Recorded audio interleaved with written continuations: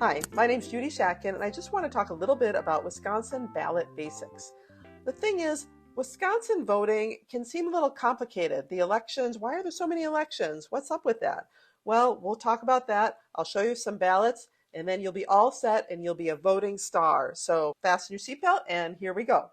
Okay, first of all, what is voting all about? Voting is democracy. Leaders make decisions on issues that are important to you, and you get to choose with your vote which leader will best represent your interests and values. So, what we need to do as a voter is figure out which of the candidates best represent our interests and our matching and our values and interests. So, it's really important to know in advance of going to the ballot box who you're going to vote for. So, there's a service called vote411.org by the League of Women Voters where you can find out information about the elections in your state and county and the nation. Now let's talk about the schedule of elections. Every year there's a spring election, and that includes a primary and a general in February and April. And every other year, in even years, there's a fall election in August and November. Why not just have it all at once? Well, the founders of Wisconsin felt it was important to separate the political parties from local politics. So every year there are elections for local leaders in the spring, and those are nonpartisan. And in the fall, every other year, those are for national elections, most state elections, and some county elections. When they say spring elections are nonpartisan, what they mean is that they are not connected with a political party. And when they say that the fall elections are partisan, it means they're connected with a political party such as Democrat or Republican. And we're going to take a look at some ballots, so you're going to see exactly what this is referring to. Okay, so let's take a look at those ballots. Here we go. We have a fall primary ballot, and this sample ballot was from 2020. Now, if you look down, just make sure to fill in the circle is what they're saying. For a partisan primary, you need to declare which party you're going to vote within.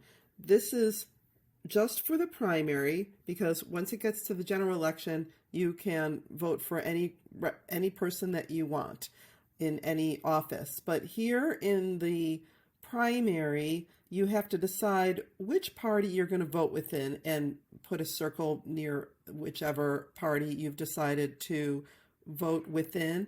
And then in that primary, that's where you'll be voting. So if I had chosen Democrat, then this is where I would vote in this column for all of these people, going all the way here down to here. And then that would be it for me. I wouldn't be able to vote in the Republican Party primary because I had chosen Democrat.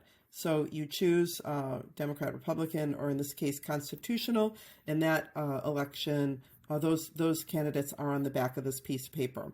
The winner of these elections will go to the general election. So they are narrowing it down in each party to one candidate per party for the general election in fall. Here we have a fall general election ballot. This one is from November of 2022. When you take a look at all of the offices that you'll be voting for, you can see that they each have one person from each party that has sent a candidate. So here for governor, there's a Democrat, a Republican, and an independent. You do not have to declare that you're from any one party, and you can vote all in one party up and down the ticket, or you can split your ticket between Democrat and Republican or whatever other party there is. For one office, you might vote for a Democrat. For another, you might vote for a Republican. Another, you could vote for constitutional. It's up to you. And then in the fall general and in the spring general, there may be referendums that you'll have to decide about. So it's a good idea to take a look at what's going to be on your ballot in advance, and you can find that in My Vote. Here we have a spring primary ballot, and this one was from February 20th of 2018.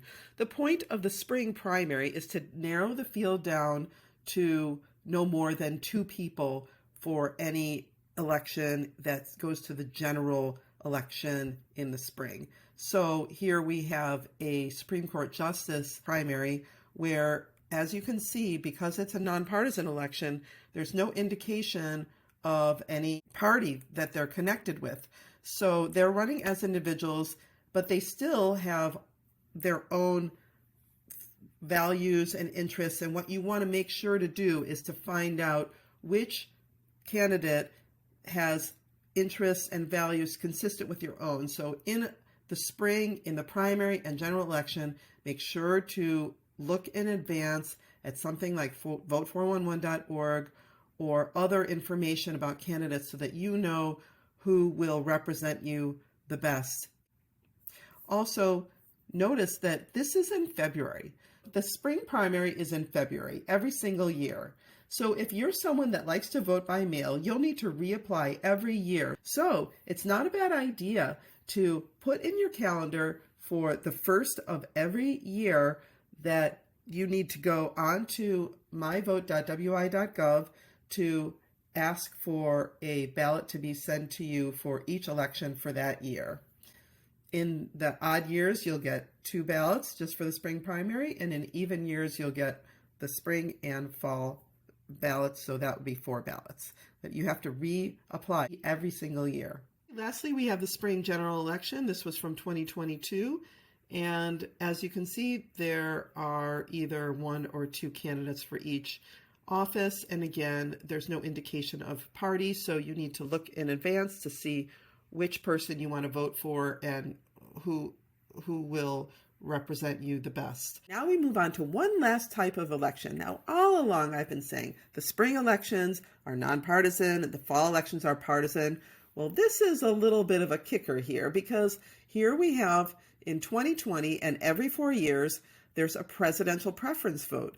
The presidential candidates need a little more time than a couple months to prepare their final run for office. So Wisconsin, in order to save money and not have a whole separate election, they throw this presidential preference vote in with the spring general election. It's like a primary, even though they're not calling it a primary, and you have to decide within which party you're going to vote. And that's just for the presidential office. So here in this spring 2020 ballot, you have to decide, do I want to vote Democrat or Republican? And then you would vote either for someone from the Democratic Party or someone from the Republican Party. And then that's it for the presidential vote. And then we move back to business as usual for spring elections, where you have no idea what they stand for unless you've done some advanced research to figure that out. So I think you're all set now.